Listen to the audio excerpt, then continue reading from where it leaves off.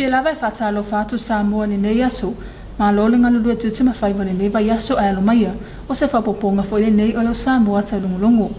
La tomoa te taso tala, o le aso sulma limo al masina nei o lo fa moe moe, sa unu umaya le va amo le leo ina, o le saunga le mua o ngā Samuel Pasifika I Samoa nei mai le malo au se talia, o se atalenga le nei, mea le afana nei sekun.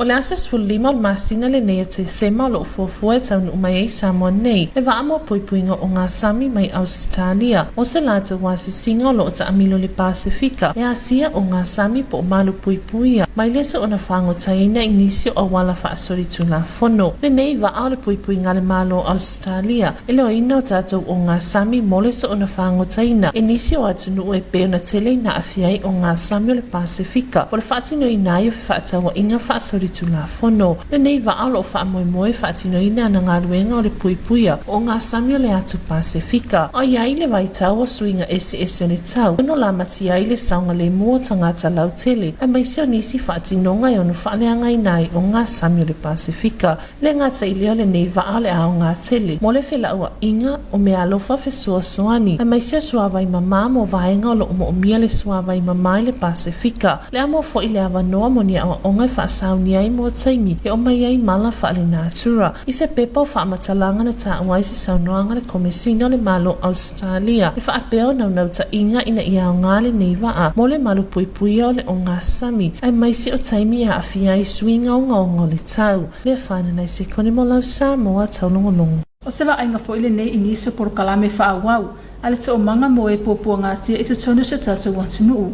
O se atalenga le nei o le reports. A o tato iei pia I le whaamamalu ino le sifulu o noaso e una I ai whaalawi loa I te atuai. I sa wanga whaasanga I tina ma ta mai tai. O whaanawa e meisio I la tawa iei a whianga tū mau le soifua. Sa asia e le tautua o suia le Samoa Gender Partnership Program. O se polokalame le malo Australia mo Samoa. E una I ai awa noa tutusa. Maolo ngā lulue whaapa angai ma le toomanga mo e popua ngā tia. Sa ta lia fia e whanau oile no fuanga le toomanga. Nisi o whaasoa sa mawhai o na whaatinoina e nei sa maria anga le lei. Sa asia le no fuanga mo le toomanga mo e popo ngā tia. Le nei se fulua noaso whaamamaluina. O lo o fia lava I polokalame whaawawa le toomanga. E pei lava ona mata ina le tutu whaatasi o le pulenga le toomanga. Ma le awhionga le perestene e te e atu I sawanga. Whaasanga I tina mata maitai. Sa whaiwina le nei whaamoemoe e peo nasi ai le toomanga. I se tawalunga ma pesenga whanau. O mawalunga I bea le o atu o le tautua team. E asia le no fuanga o alo ma whanau. O lo ova aia I le toomanga.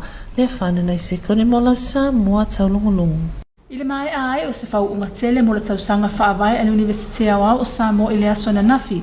Na te sala I nā loa I ai fo I masetasio a se ta fau al Universite. Po o se whale e whaamautu iai le au whaingan wenga. O se wainga le nei I le report. I le mai ai o se whau unga tele mo le tausanga whaawai le Universite Awau o Samoa I le asona nafi. Na te sala I nā loa I ai fo I masetasio a se ta fau al Universite po o se whale e whaamautu iai le au whaingan wenga. O lea whaamoemoe sa amatai ne stauni ngā lotu e perina taiteina. E le sunga le whaifi au ia la folafonga maru tau. Awase upu whalea nganga I tō matawina I le aunga o le aso marona whaamoemoe. Ai mese mo le whaamanueina o le whale fo ua mai a whausiaina. Sa o tina le ripini e le awhionga I le tuimanu o sina e Marcus va ai le pule langolango le Universite. Maloa I ai le talaina o lea a se tafou I le launboi le papa ingalangala. O le whamoemoe ua loa I le lona talaina. O se tasi leo a se tatawe tutonu o le lotua. Una watina e fowolo o awhia ai. E pei ona vaivaina I ai fo ngā whale mano naunga o mai a whata o tu mal au whaingan wenga le Universite. O lea no fuanga ue e se tutu unga le pūlenga mal au whaingan wenga e me whai ona whaatino I nei nisi o aso whapitoa. Mai ona whasuasuani ai fo I le tamau ainga mo le atina e no le lau mua loa o tawina I alo ma whanau o le tunuu. Tabtale kitiona, maro Samoa taulungono. O le awhaise na tatou malolonga pupu o na tuataliu mai lea mo le ngangana wha Britania. We're going to have some short commercial break, then we'll be back.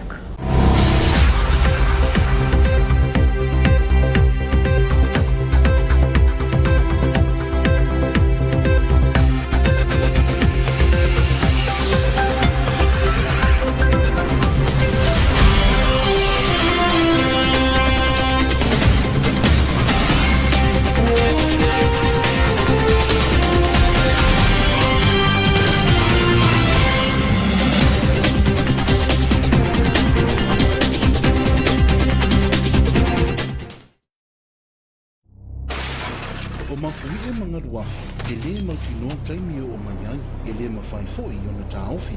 E mawhai o na e lava tāpena, masao niuli, mo le sawa le mua rau aia, i taimi o whaalavelave le malofia, i ala ne, o le a whaino atu.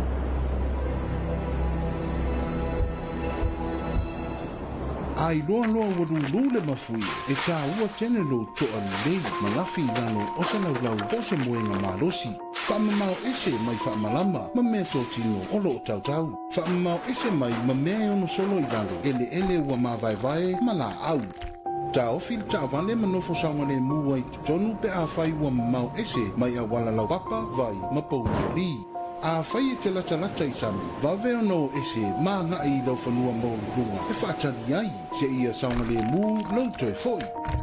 O mafui e i mafua ai ngā wafi, le e whaatuputupuina ai ngā rutele, i e whawhati marosi, ma tele vave mai.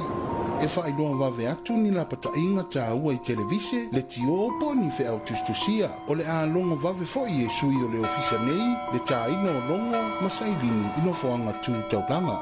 O i lantou e no nofo pe whainga ruenga tū lata i le sami, e te tau o na vave o ese i lo whanua maurunga. E te tau lava o na alofia le whaonga ino a wala e tū lata i le sami, ai ono sai, se i toe whailoa atu, pe a mauti noa le saunga le mū, mai le ngā wafi. Tau sia le lei le malu puipuia o lo a inga, tā pena sauni puipui.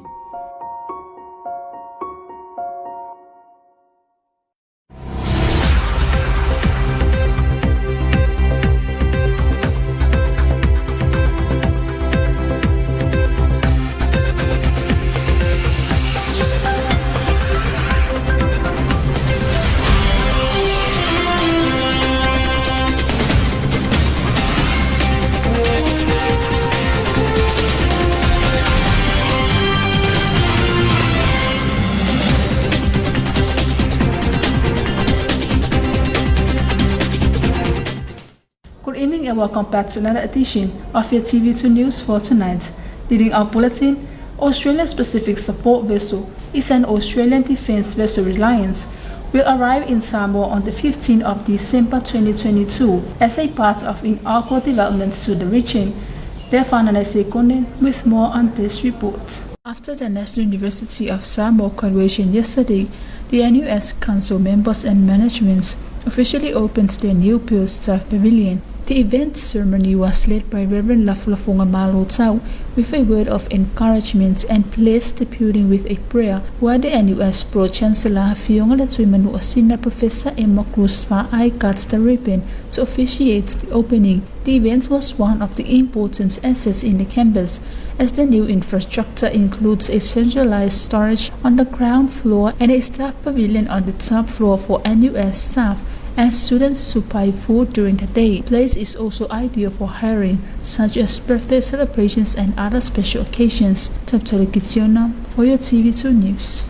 Let's have a look at some of the continuous program by the Samoa Victim Support in our community. Members of the Tautua team of the Samoa Gender Partnership Program took time out from their busy schedule to spend time with the children of hope on day 9 of the 16 days of activism. The children were particularly interested in storytelling activities by the Gender Equality, Disability and Social Inclusion technical lead of the Tautua facility, Leota Velmangaluwao. The excitement builds into the traditional Samoan Tawalunga, while the final performance by the Jetsi advisor and the Tautua team. Samoa Victim Support Group's approach to this year's 16 days of activism is leaving no one behind in advancing progress made of eliminating violence against women and girls in Samoa. Lefana Naisikone for your TV2 News.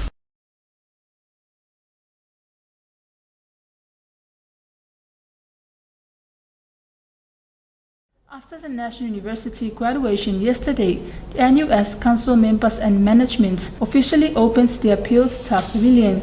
Here's more on this report.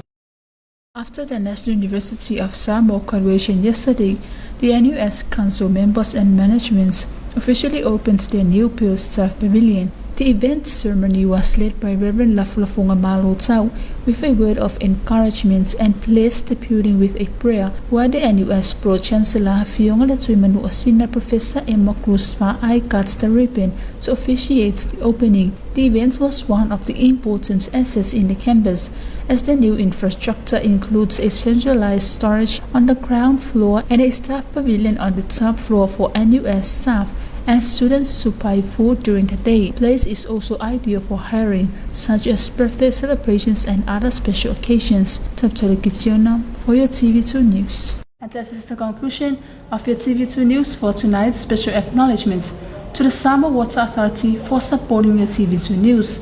Until then, good night. Malisa walunga le na lau Samoa Taulogologo le netula le fiafi.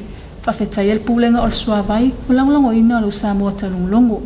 Amon bia fa so le fiafi to fa soifu.